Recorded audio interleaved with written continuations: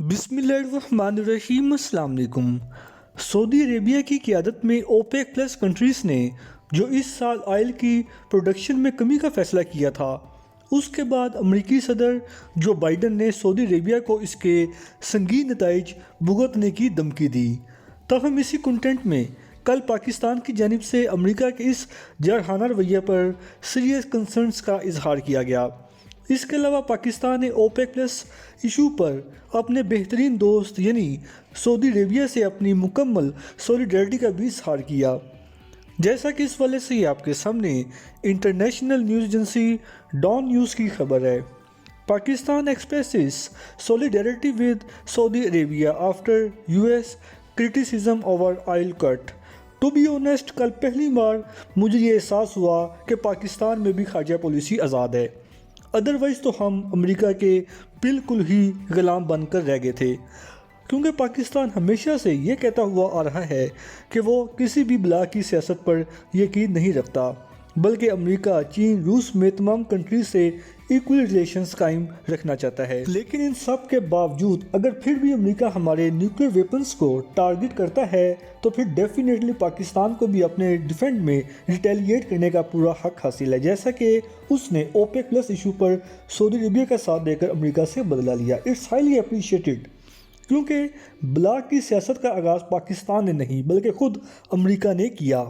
لہٰذا جب آپ پاکستان کی قومی سلامتی پر حملہ کریں گے تو پھر آپ کو خود بھی اسی قسم کی جوابی کارروائی کے لیے تیار رہنا چاہیے۔ اس کے علاوہ اگر پاکستان کے world largest oil producing countries یعنی اوپیک پلس وغیرہ سے اچھے تعلقات ہوں گے تو یہ پاکستان کے اکنامک پوائنٹ آف ویو سے بہت بہتر ہے، کیونکہ آپ سب جانتے ہیں کہ اوپیک پلس الائنس میں وہ ممالک شامل ہیں جو کہ تیل کی پیداوار کے حوالے سے مالا مال ہیں، جن میں بالخصوص سعودی عربیہ، روس، ایران، عراق، قازقستان، وینزویلا سمیت دیگر اہم کنٹریز اس میں شامل ہیں، جو کہ انٹرنیشنل مارکیٹ میں آئل کی پروڈکشن کو کم یا کہ زیادہ اور اس کے علاوہ آئل کی قیمتوں کو فکس یا کہ فلیکچویٹ کرنے کے حوالے سے بھی ڈیسیژن میکنگ کرتے ہیں۔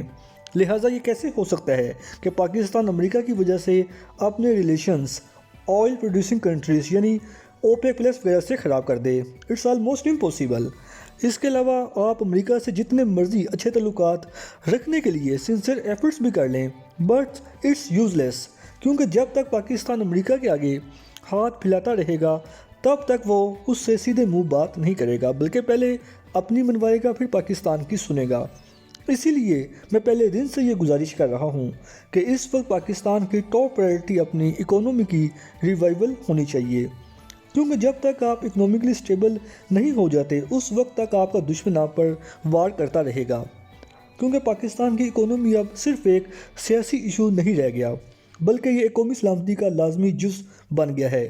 لہٰذا اس اہم ایشو پر تمام اداروں کو مل بیٹھ کر اس کی بہتری کے لیے کام کرنا چاہیے، اور اس والے سے اگر آپ کو سخت سے سخت فیصلے بھی کرنا پڑیں تو کر گزریں، لیکن پاکستان کی اکانومی پر کسی صورت کمپرومائز نہیں کرنا چاہیے، کیونکہ آخر کب تک آپ چائنا، سعودی عربیہ، UAE، قطر یا کہ دیگر ملکوں کی فائنینشیل ایڈ پر گزارا کرتے رہیں گے؟ ہر چیز کی کوئی لیمٹ ہوتی ہے، اس لیے وقت آ گیا ہے کہ پاکستان کے تمام اداروں کو اپنی اکانومی کی بہتری کے لیے اسٹرانگ میئرز لینے ہوں گے، اور اس کنٹینٹ میں اگر پاکستان کی اکانومی پر کوئی سیاست کرے تو اس کو فوری طور پر گرفتار کر کے اس پر سنگین نوعیت کا غداری کا مقدمہ دائر ہونا چاہیے۔ اور اس کنٹینٹ میں آپ کو یاد ہوگا کہ ماضی میں ہمارے کچھ سیاستدانوں کی جانب سے پاکستان کی اکانومی کو ڈیمیج کرنے کے لیے سول ڈس اوبیڈینس جیسی موومنٹس بھی چلائی گئیں۔ اس کے علاوہ ان کی جانب سے صرف اپنے سیاسی مقاصد حاصل کرنے کے لیے اوورسیز پاکستانیوں کو پاکستان میں پیسے بھیجنے سے بھی منع کیا گیا، یا کہ جس کو آپ فورن ریمیٹنسز بھی کہتے ہیں، تاکہ اس سے پاکستان کے فورن ریزروز کم ہوں اور یوں حکومت پاکستان کو فائنینشلی ڈیفیکلٹیز کا سامنا کرنا پڑے۔ لیکن یہ بھی تو یاد رکھیں، اس سے آپ صرف حکومت سے اپنی دشمنی کا اظہار نہیں کر رہے بلکہ آپ کے اس سٹیپ سے پورا پاکستان افیکٹ ہو رہا ہے جو آلریڈی ڈیفالٹ ہونے کے قریب ہے۔ اس کے علاوہ جب پاکستان کا IMF، ورلڈ بینک یا کہ FATF وغیرہ سے کوئی حتمی معاہدہ ہونے جا رہا ہوتا ہے تو عین اس موقع پر ہمارے کچھ سیاستدان صرف اپنے سیاسی مقاصد حاصل کرنے کے لیے کوئی ایسا بیان دے دیتے ہیں جس سے IMF، ورلڈ بینک یا کہ FATF وغیرہ پاکستان سے ایگریمنٹ کرنے سے پیچھے ہٹ جاتے ہیں۔ It's not the good sign. لہٰذا ایسے سیاستدان جو پاکستان کی اکانومی کو نقصان پہنچانے کے لیے اس پر پولیٹکس کریں، ان پر غداری کا مقدمہ دائر ہونا چاہیے، اور یہ تب بھی پوسیبل ہے جب پاکستان کی اکانومی نیشنل ایکشن پلان کا حصہ ہوگی۔ اس سے پہلے آپ یہ بھول جائیں کہ ہمارے سیاستدانوں کی جانب سے پاکستان کی اکانومی کو ٹارگٹ کرنے کا سلسلہ اتنا آسانی سے ختم ہونے والا ہے۔ لہٰذا اس پوری صورتحال میں ریاست پاکستان کو خود اپنی اکانومی کو بچانے کے لیے آگے آنا ہوگا، ادروائز آپ یہ بھول جائیں کہ پاکستان کی معاشی صورتحال اتنی آسانی سے ٹھیک ہو جائے گی، کیونکہ اس کے لیے ول چاہیے ہوتی ہے، جو کہ انفارچونیٹلی ہمارے سیاستدانوں میں نہیں ہے۔